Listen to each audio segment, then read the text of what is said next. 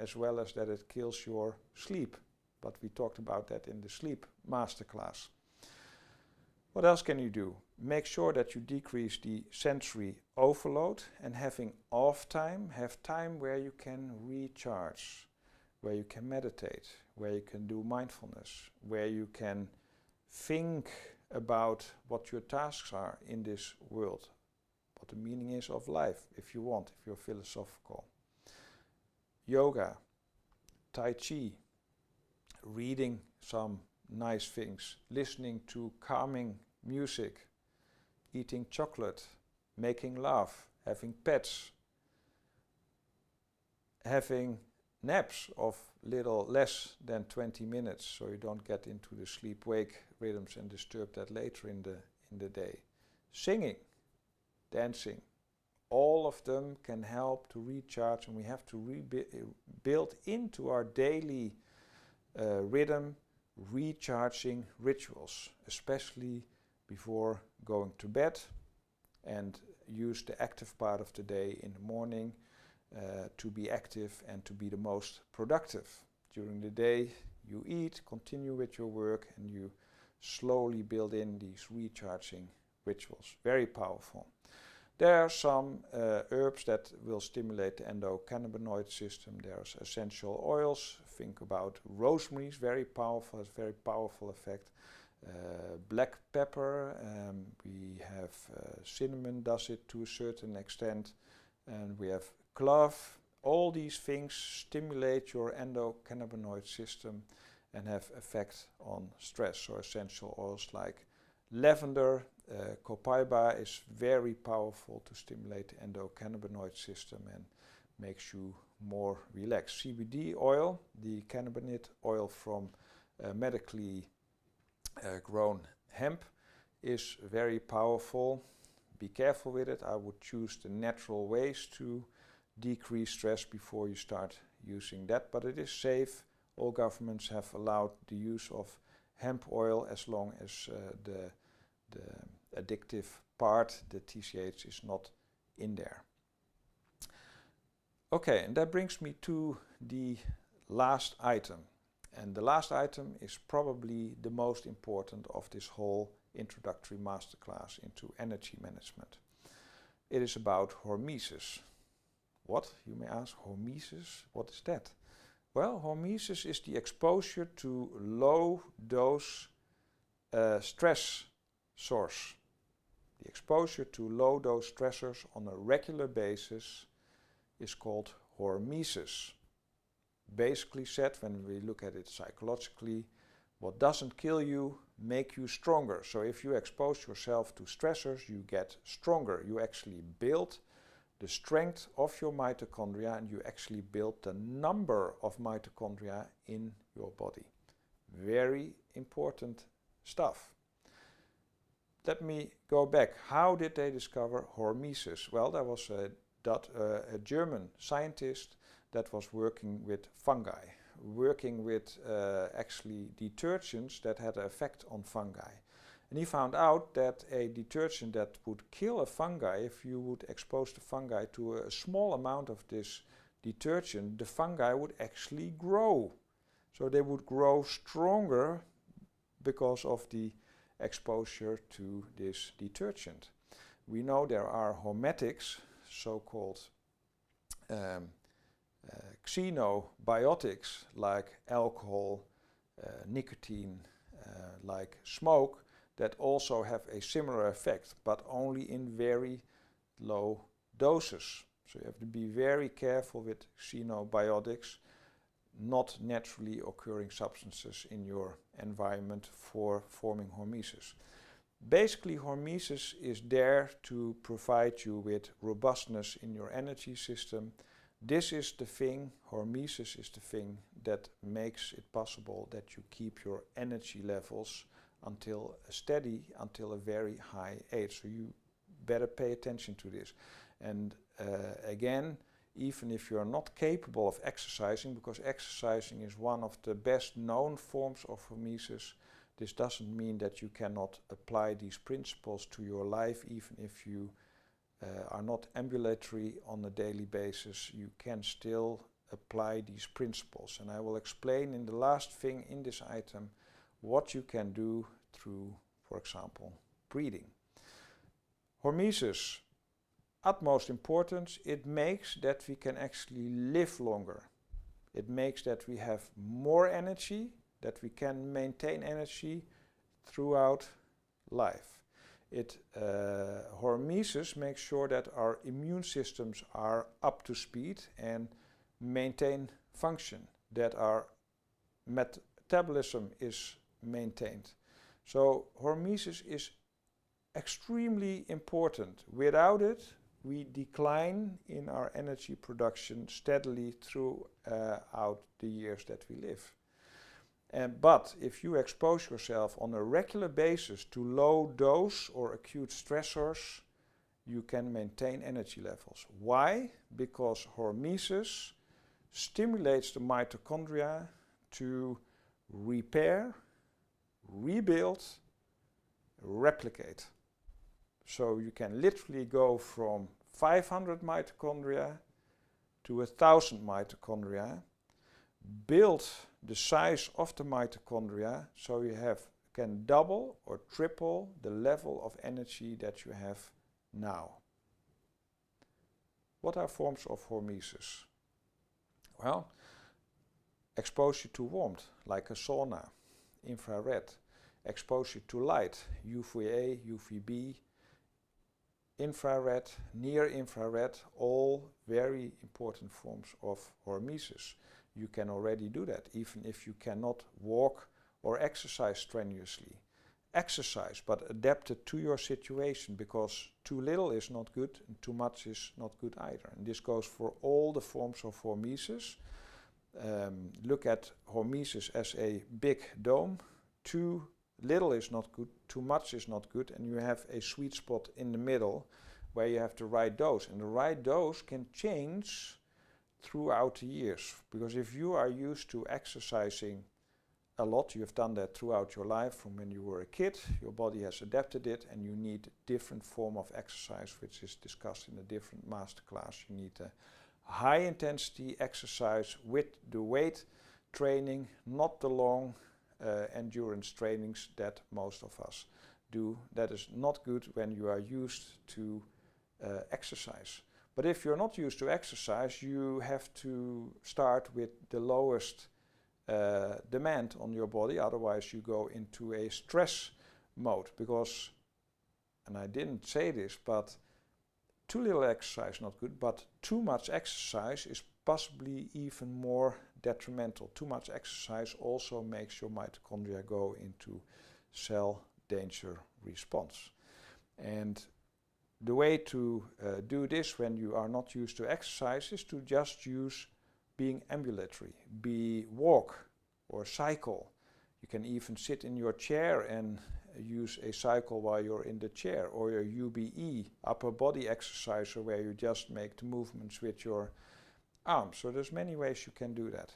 Exposure to cold, a very important one, very powerful one also. You can have cold showers. You can shower cold for 10 seconds, 10 or 15 seconds warm, cold. You can alternate. You can start with a cold shower. You can build it up that you expose yourself to 60 seconds, 90 seconds, 2 minutes of cold, warm, and then shower, finish showering with a 60-second cold shower. Especially do this in the morning before you go to sleep, half an hour, an hour before you want to shower warm, so later your body cools off and you have better sleep. In the morning, cold shower to wake up the metabolism, raise the temperature inside. Afterwards your temperature raises after a cold shower, but cold also stimulates the mitochondria to replicate, to build and become stronger. We talked about the xenobiotics, the substances from the outside. Little more tricky to find the right way with that, so we're not going to talk about that. Hypoxia is a very important one. I'm going to finish off this masterclass by explaining some breathing techniques to you through which you build hormesis.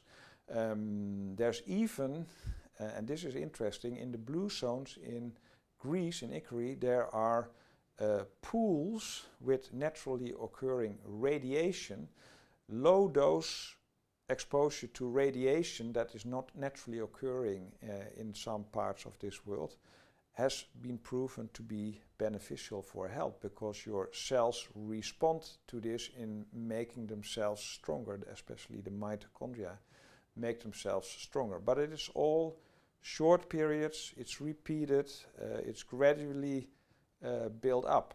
The foods that you eat, especially bitter foods for example, contain a lot of naturally occurring phytochemicals that are toxins to protect from insects, from fungi. And when we ingest plant material that has these inbuilt toxic phytochemicals, we also start a hormesis response, and our mitochondria become more robust, our cells become more robust, and are better able to deal with stress. And that is very important, because you can choose to become a couch potato of what happened to you. And basically what is then happening, and I think you start to understand the point, that when you do that, when you reduce activity of the body, when we are not made to sit still or to feed ourselves the whole day, intermittent fasting is also a way of hormesis, and fasting is a way of hormesis. We are used to having periods where we have to fast, periods of the day. We only eat a couple of times a day. That is normal for us, biologically inbuilt. We should move a lot of the day, low level energy expenditure, and we have periods where we really go for it. We have strenuous exercise, we have strenuous labor. That is what our bodies are made for. Well, if you choose to be a couch potato and feed yourself the whole day, basically you're shutting down the whole energy production system. So if you are wondering that you're not doing anything that is using up your energy, think again, because that is exactly the thing that makes you produce less energy. And what you can do, because you cannot avoid being exposed to stressors in our lives, whether it's psychologically, whether it's physical. I am not going into the psychological stresses that you have to get rid of, traumatic experiences, childhood experiences that have not been detrimental. You have to deal with that also, and we will go into that in a different masterclass. But basically, you can become more resilient to deal with stress by exposing yourself to hormesis. Then a stressful event, whether it's physical, chemical, whether it's viral, whether it's psychological, you can deal with much better.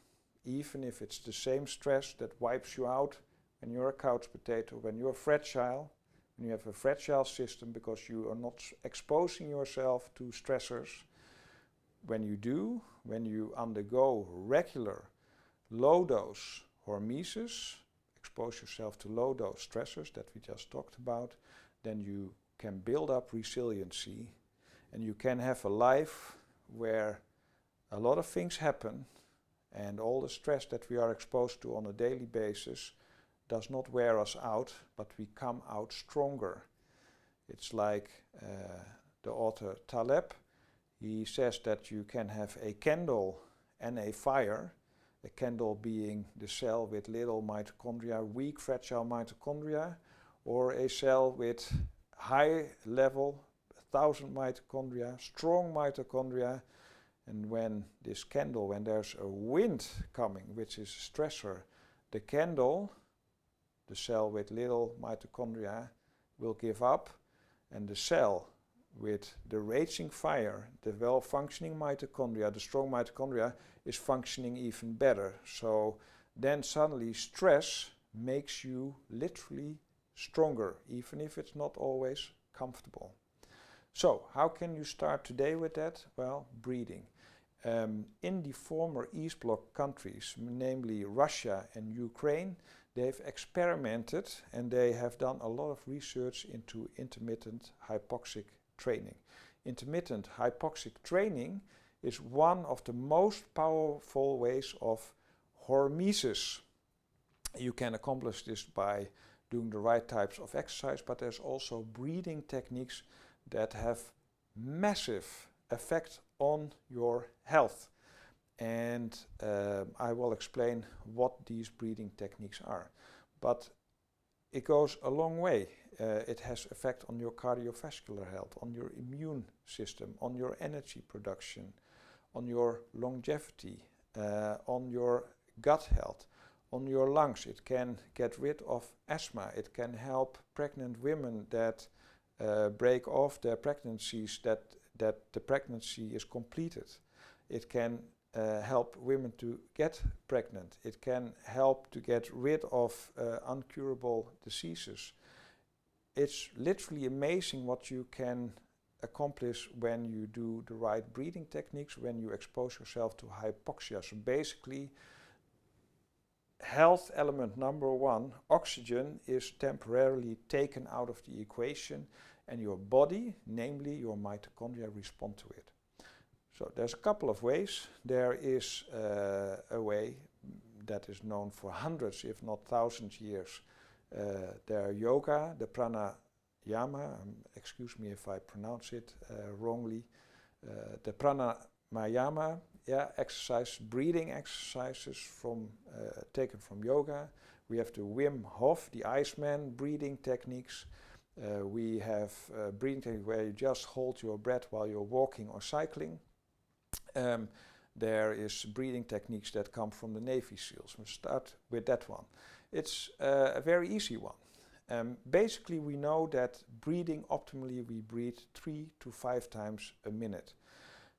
Okay, that is not much, but that is the optimal level of breathing where you have optimal oxygen into the body, CO2 and waste products out of the body. That is the optimal rate. And we know most people don't breathe like that. They breathe at 10 or 12 per minute, which is not good, which is a sign of weak health. How long you can hold your breath, how long your body can deal with hypoxia, is a direct measure of how healthy you are. There are zones in South Korea and Japan where women dive for clams and mussels, and these are one of the longest living persons on this earth, and there's a lot of factors to this, but the diving, the hypoxia exposure, is one of them. Well, hypoxia is important. Navy SEALs know that. To calm themselves down, they have the so-called boxed breathing. Very simple concept. Let's say you're not very well trained. You can start with 2 seconds in, holding the breath 2 seconds, 2 seconds out, holding the breath for 2 seconds. So you have 2 seconds, 2 seconds, 2 seconds, 2 seconds, boxed breathing, and you repeat this. And you build it up until you are at 5 or even 6 seconds. Sweet spot, maybe 4 seconds. 4 seconds in through the nose. Hold for 4 seconds.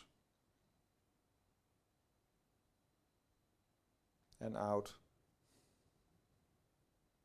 for 4 seconds. And then hold again for 4 seconds. And repeat this. This is the box breathing.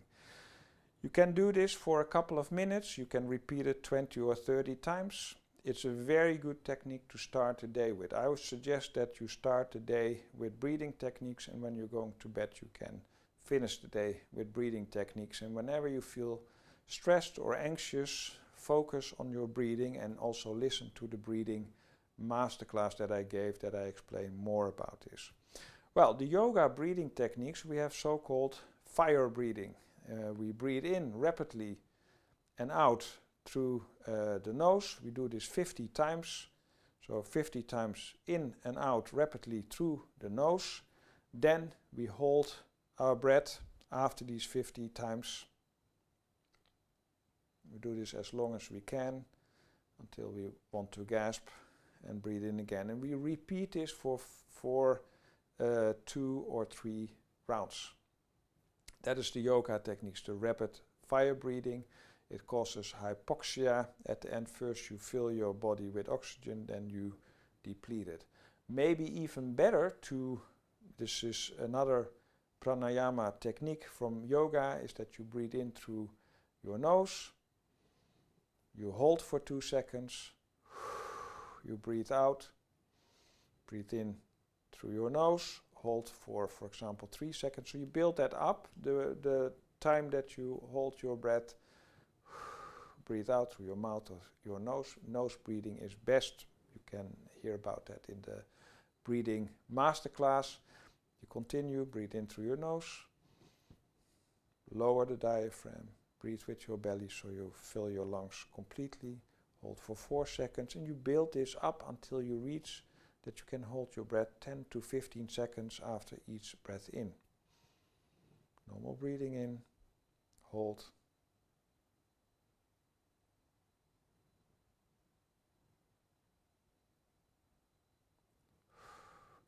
So you can slowly through the weeks build up the time that you hold your breath after you breathe it in. And you can practice this for 5 to 10 minutes. You can reverse this. You can also breathe in, out. Now hold your breath for 2 or 3 seconds and build up to 4, 5, 6, 7. Each time you have breathed out, and also repeat this for 5 to 10 minutes. Another powerful technique was invented by Wim Hof, and maybe he got it from somewhere else. He's from my home country. He's also called the Iceman. He has been known to be in ice water for hours.